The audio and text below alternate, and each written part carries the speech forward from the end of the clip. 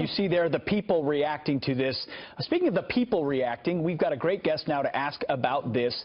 Nigel Farage, he's a member of the European Parliament and leader of the UK Independence Party, joins us live from London. Nigel, we have to get your reaction. The people in the streets of Miami celebrating, reacting to the death of the Cuban dictator. What's your reaction this morning?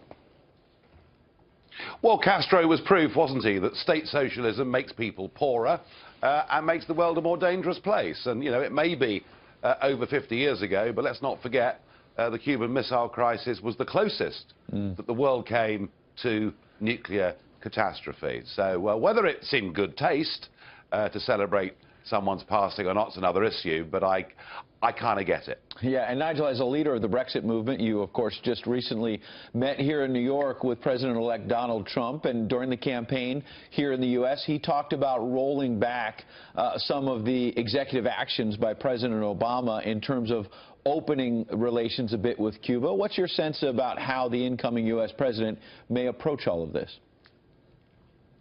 Well, it's tough to tell because, you know, was Fidel Castro behind the scenes still pulling the strings, or was his brother, you know, actually genuinely running it? I just think that if Cuba, I think what President Trump, when he's in, will want to see is Cuba actually now, with the passing of Fidel Castro, moving into the 21st century, becoming democratic, and then I think there could be good relations.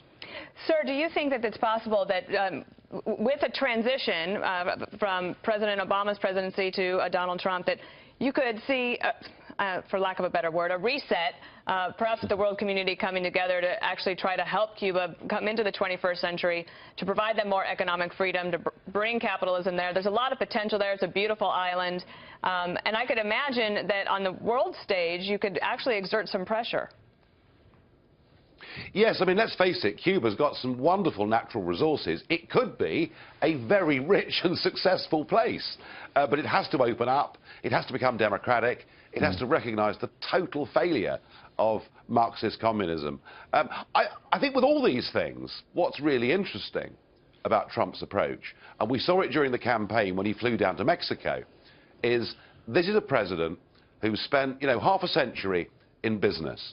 He spent his life sitting round the table, meeting people, you know, and thrashing out deals. And I think the change of style will be that Trump will show himself to be open to go and meet all sorts of people, whether on the face of it they look friendly or not. And I think that will be a very good, positive thing, and it will cast America across the whole world in a very positive light. Nigel, to your point, I wonder whether, despite some of the tough rhetoric from Donald Trump in the campaign to perhaps win Florida, as Dana and I were talking about before the show a few moments ago, whether or not now, as you say, he becomes president and as the master negotiator starts saying, well, you know, one of the Castro brothers is now dead, the other is in his 80s. As you say, this is a failing regime anyway, and maybe he will have more of an open door to Cuba and think that American capitalism flooding into Havana may be something that brings the freedom that you're talking about.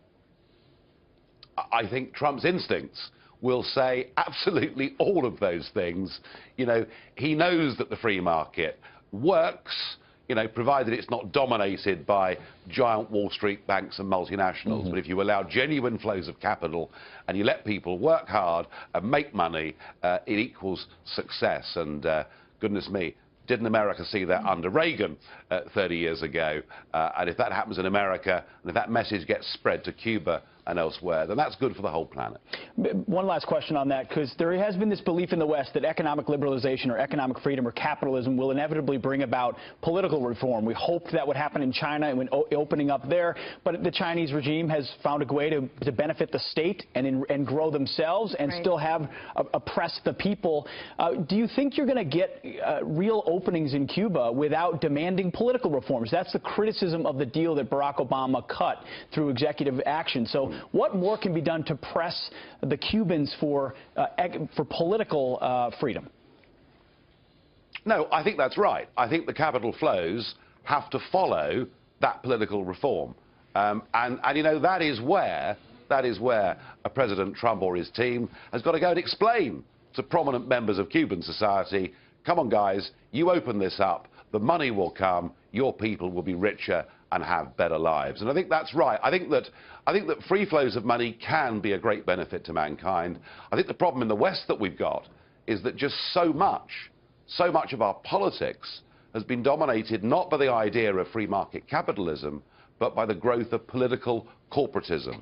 The Sure. big banks and the multinationals, virtually in Europe particularly, virtually owning the entire political process. And that's what we here are trying to break down after the Brexit vote. Absolutely. And Nigel, I wonder if we can widen the lens a little bit about this Trump transition.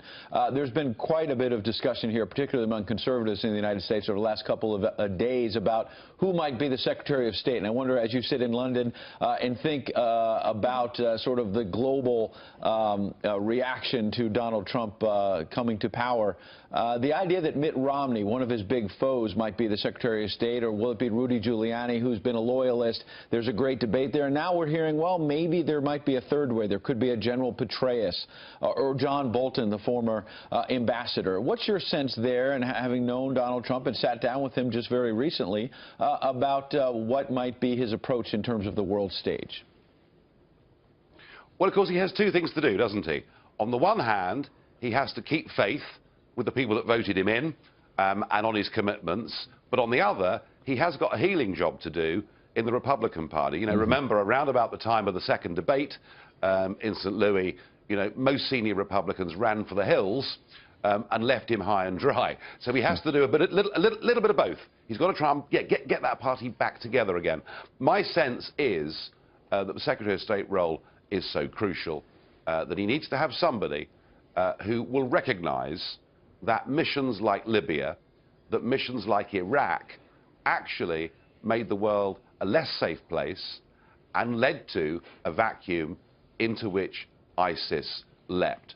So I think that to whoever he picks and whatever the view they took on those previous military interventions, he needs to get people now who recognize just knocking out dictators because you don't like them actually can make the world worse and not better. And he also needs somebody who recognizes that whatever we think of Putin as a human being, the West really needs to stop provoking Russia and start sitting around a table and having a conversation with them. Well, Mr. Farage, you talked about widening the lens. Widening it even further, you know, you have the moment of Brexit, you have the moment of Trump's election, then you have the implementation, which is the difficult part. And there's plenty of roadblocks that have run into, actually leaving the EU. Just like the press and others here criticizing what they call disarray in the transition, what are the techniques you see from opponents of these movements that they're using to sort of stymie progress on a Brexit or stymie progress on a President-elect Trump?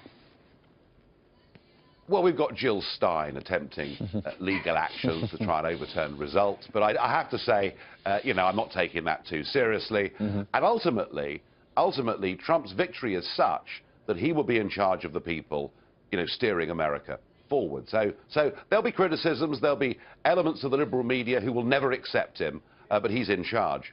Our position here is a bit more serious in that the people spoke, but just in the last few days, we've had a former Labour Prime Minister Blair, a former Conservative Prime Minister Major, we've got the current leader of the Liberal Party in this country, all saying they want another referendum because they want to overturn the result. And I could say, well, they're just sore losers, but actually it's a bit more serious than that here. We have got people in our political establishment in Britain who look disdainfully upon the view of ordinary voters. So we are going to have a much bigger battle to get Brexit in place than Donald Trump is going to have to put in place his policies. Nigel Farage, you certainly covered the globe for us. Some tough talk for both the Castro brothers and Jill Stein. I take my hat off to cover that gamut like that. Thanks for joining us today. Thank you so much. All right.